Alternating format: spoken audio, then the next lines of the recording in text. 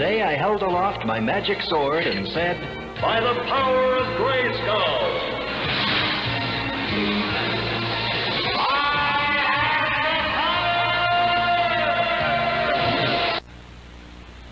Honey, did you miss me? With every bullet so far.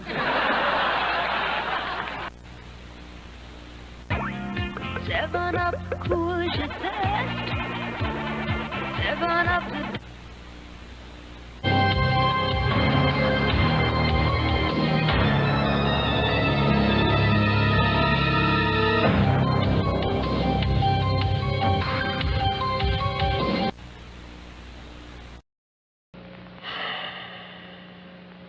If anyone finds this tape, just know that I, Henry Emily, I'll be dead by the time you find me.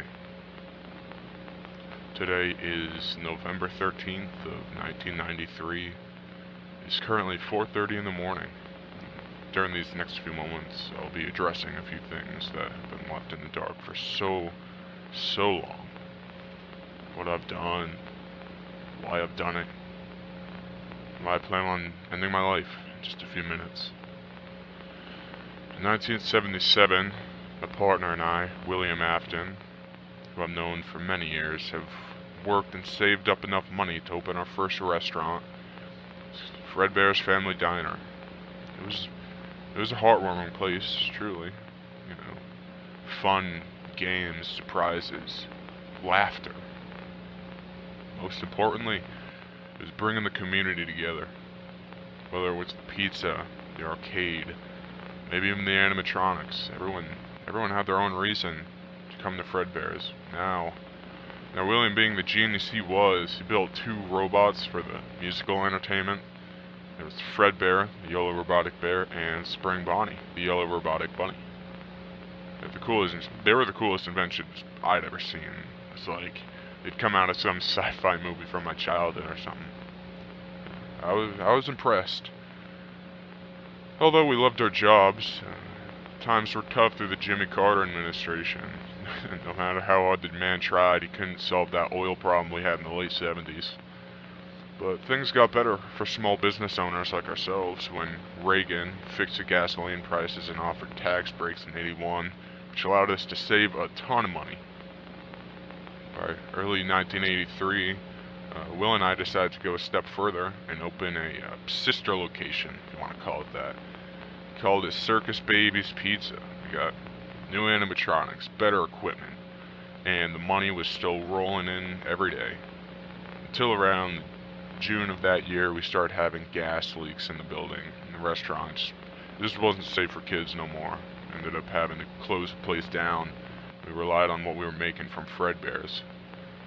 That was until the infamous Bite of '83, when William's oldest son, Michael, shoved his youngest son, Norman, to the mouth of Fredbear, causing the robot's jaws to crush the poor kid's frontal fucking lobe.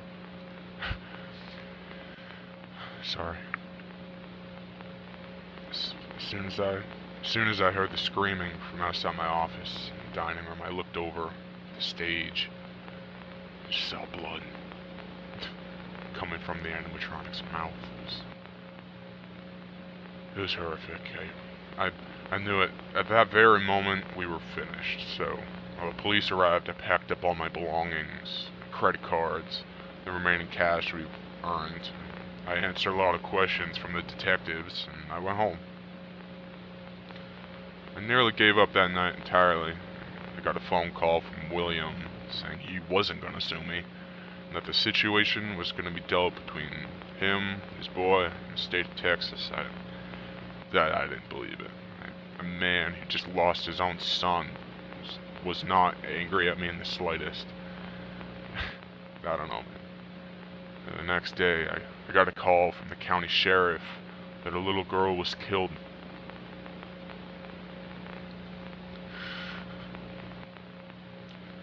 It was my own daughter, Charlie.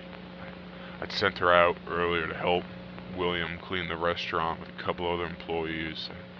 I said she could take a few things home that we didn't need anymore. Plushies, arcade prizes, stuff like that, only to find out around that evening she was sliced up all over her body. She had a laceration in her neck, hit her jugular, gone. The sheriff found her in a trash pile behind the building. She was covered in blood. After reports from local teenagers smelling something unusually bad coming from back in the alleyway. They never found who killed my daughter. No footprints, no fingerprints, no weapon, nothing. I should have known that it was William. William, he was a Green Beret in Vietnam. He was taught to hunt, find, kill without a trace, period. The demons he brought home from war consumed him. He thought he was a tool without a purpose. I tried to help him. I genuinely thought he got better. I thought he was getting over it, but I was wrong. Anyways, after that, I knew I just had to put the past behind me, so after beating a ton of lawsuits in '85, we moved our restaurant to a different location, and we built Freddy Jr.'s. It was a restaurant like Fredbear's, but bigger, better, and a lot friendlier. At least that's what I thought, with the new toy animatronics. I mean, they were smaller, they were cheaper, they were more colorful, so what's the worst that could happen, right? 85 and 86 were great years, but 1987, that was the worst year of my fucking life. 5 kids, they went missing in the restaurant in the span of 1 week and a day. 1 fucking week. The state of Texas sent out an Amber Alert, but that didn't do anything. A daytime guard named Jeremy Fitzgerald, he was killed by a mangled up animatronic hanging on the ceiling of Kids Cove. As that white foxy robot came down, bit the man in the face, crushed him, crushed his skull, gone, dead. The whole operation was over at the end of the week on Sunday. William and I were questioned for about a month before the police let us go. I began to go insane and think that maybe those toys were alive.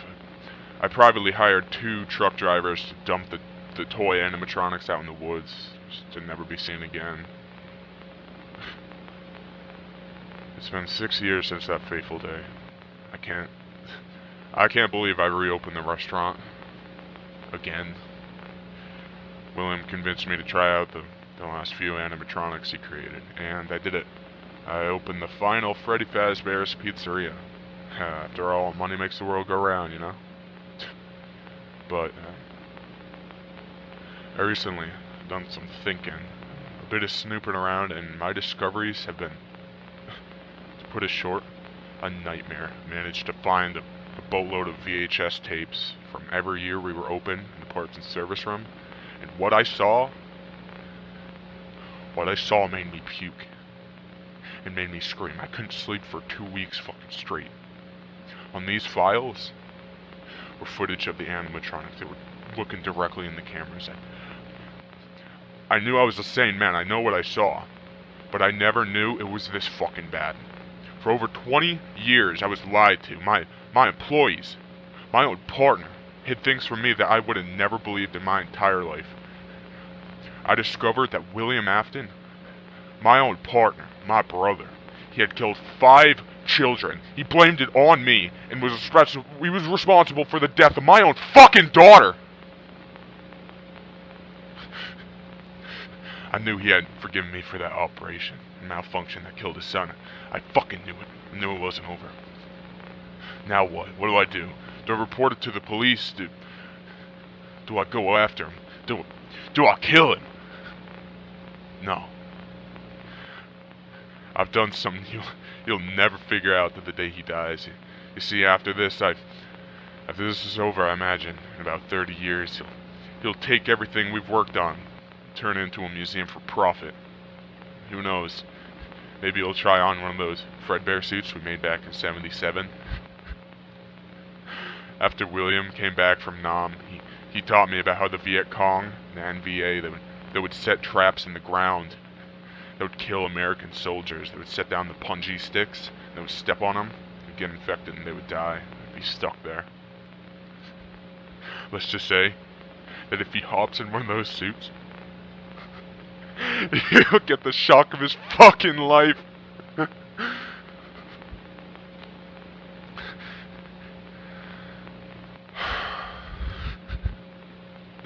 That motherfucker. So it is with a heavy heart I end this recording here, and I make amends with God's creations. I'll finally go to a place where I will see my daughter for eternity. Thank you for listening.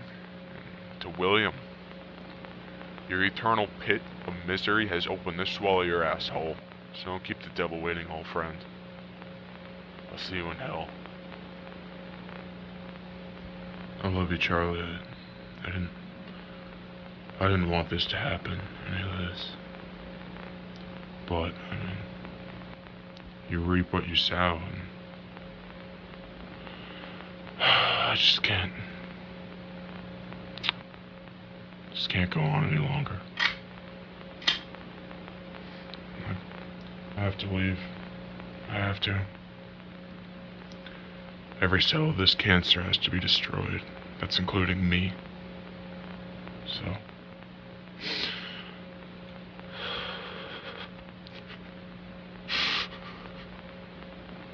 I love you. I love you so much. I'll see you soon.